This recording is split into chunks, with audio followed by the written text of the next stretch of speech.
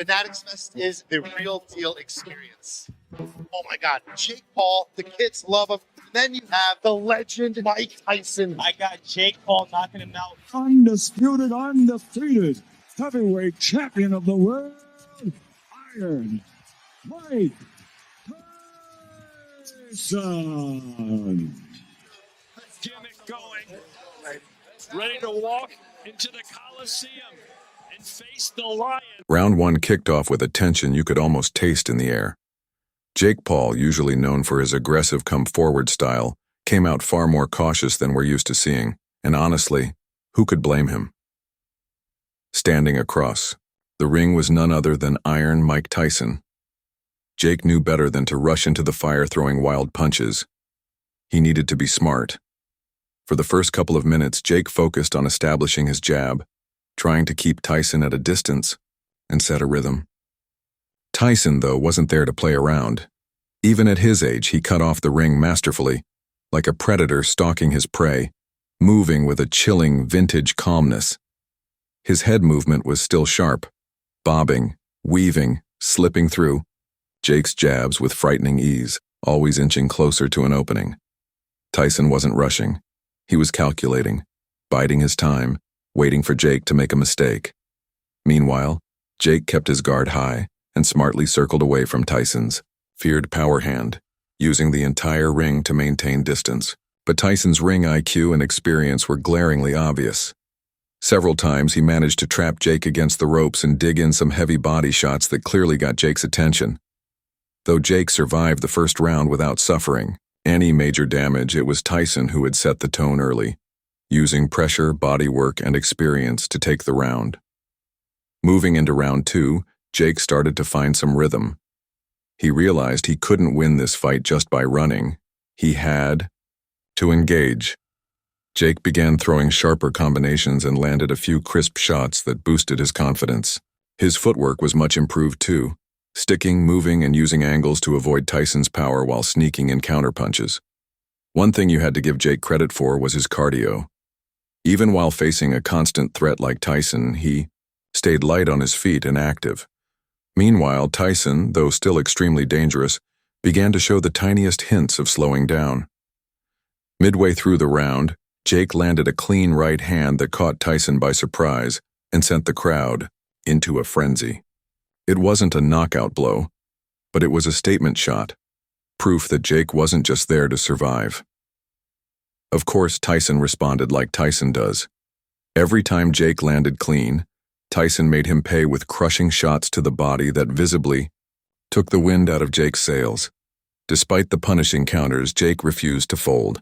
His resilience kept him competitive, and his clean punches, especially that right hand, gave him the slight edge in round 2.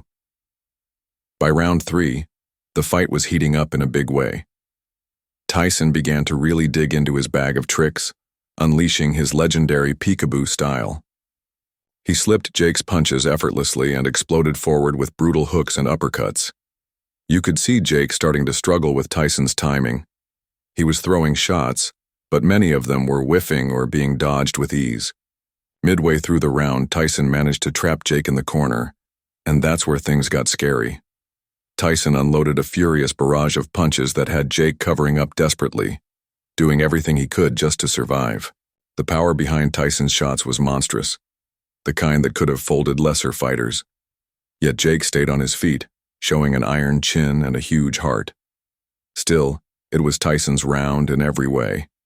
His relentless pressure, heavy shots, and superior ring control wore Jake down, and by the end of the round you could see Jake's breathing had become more labored and his movements just a step slower.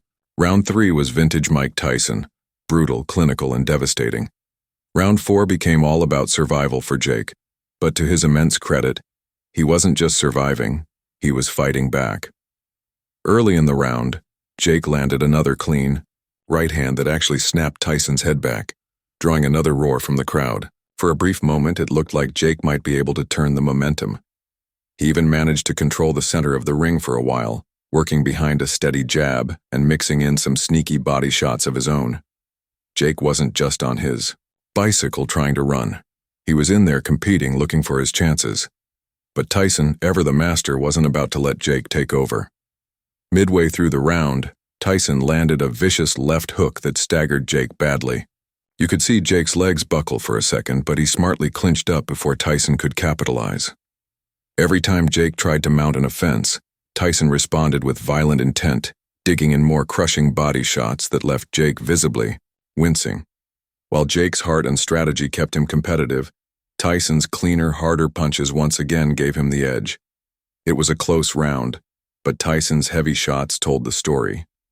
Then came round 5, and this is where the fireworks truly exploded. Jake Paul, to his credit, was still standing and fighting, but Tyson clearly sensed the finish was near. From the opening bell, Tyson turned up the pressure, cutting off the ring expertly and backing Jake into the ropes. Jake was firing back, showing heart, but Tyson's defense was sharp. He slipped punches with that classic head movement, patiently, waiting for his moment.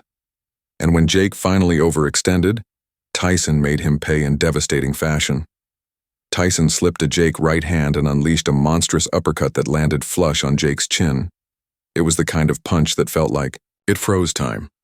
Jake crumbled instantly, collapsing to the canvas like a marionette whose strings had been cut. The crowd exploded as the referee immediately waved off the fight without even starting a count. Jake was out cold. Tyson, ever the sportsman, didn't gloat or dance around. Instead, he knelt beside Jake to make sure he was okay. It was a brutal, emphatic knockout, the kind of highlight reel finish Tyson fans had dreamed about. And yet it still somehow stunned the world. Reflecting on the fight, there are some big takeaways. First and foremost, Jake Paul earned some genuine respect. Sure, he got knocked out, but surviving multiple rounds with one of the greatest heavyweight champions ever is no small feat.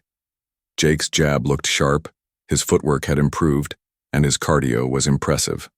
Most importantly, Jake showed heart. He stood his ground and took massive shots without folding. Jake stated, "You learn more from a loss than you do from a win, and honestly, you have to respect that mindset." He made it clear he's not going to let this loss define him, and that he's willing to do whatever it takes to get back into the ring with Iron Mike. Meanwhile, Mike Tyson dropped a bombshell of his own during the press conference. He's officially retiring from boxing, for good this time. After dismantling Jake Paul and proving that he still has the skills and power that made him a legend, Tyson said he's ready to step away for good. "I've done my part," Tyson said. "I've shown these influencers that they've got nothing on me." Tyson spoke with calm finality, explaining that while he still loves the sport, he's satisfied with what he's accomplished and no longer feels the need to compete. He made it clear that he's leaving the sport on his own terms, after giving fans one last glimpse of vintage Mike Tyson. As expected, the reaction to the fight on social media was absolutely insane. The moment Tyson landed that knockout blow, Twitter, TikTok, Instagram, you name it, exploded with reactions. Fans of Jake Paul gave him credit for stepping into the ring and fighting hard against a living legend, but Tyson's fans reveled in the KO. Memes spread like wildfire. Jake hitting the canvas became an instant viral moment, with hashtags like Sleepy Jake and Iron Mike Forever trending worldwide. It seemed like everyone had an opinion, and the general consensus was that while Jake Paul had guts, Tyson's greatness was simply on another level. Looking ahead, there's a lot of speculation about what's next for Jake Paul. Despite the devastating loss, he's proven that he's a serious boxer who's willing to challenge himself against real competition. Whether he goes after another big name, steps back into the influencer scene, or focuses on rebuilding his boxing record, it's clear Jake's fighting spirit hasn't been broken. He's got options,